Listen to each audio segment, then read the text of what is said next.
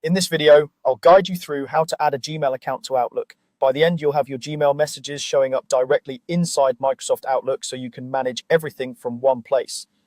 Let's start right at the beginning with Outlook itself. Go ahead and open Microsoft Outlook on your computer. If this is your first time opening it, you may see a welcome screen asking you to add an account. If you already use Outlook with another email address, you'll be taken straight to your inbox. Either way, we're going to use the same path to add Gmail. Once Outlook is open, look toward the top left corner of the window for the File tab. Click File, and you'll be taken to what's called the Backstage view. Here, you'll see information about your current account and a few options. Find and select Add Account. This is the option that tells Outlook you want to connect a new email address. When the Add Account window appears, you'll see a box where you can type your email. Click in that box and enter your full Gmail address. Make sure it's typed correctly, including the part after the @ symbol.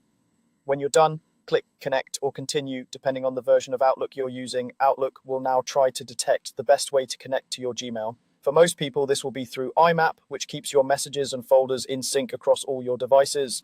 If you're asked to choose between IMAP and POP, choose IMAP unless you have a specific reason to use POP, such as downloading all mail to one device and not syncing changes back to Gmail. IMAP is generally the recommended and most flexible option. After confirming IMAP or POP, Outlook will open a sign-in window for your Gmail account. Here, you'll be asked to enter your Gmail password. Type it carefully, then continue. If you use two-step verification with your Google account, you may be prompted to confirm your identity through your phone or another method.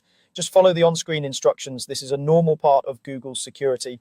And in some setups, you might see a prompt asking if you want to allow Microsoft Outlook to access your Google account. This is how Gmail and Outlook communicate securely. Review the permissions, and if everything looks right, click Allow.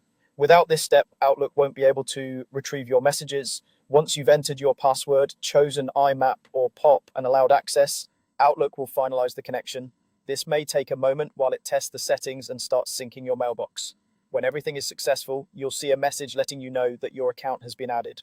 Click Done or Finish to close the setup window. You should now see your Gmail account listed in the folders pane on the left side of Outlook.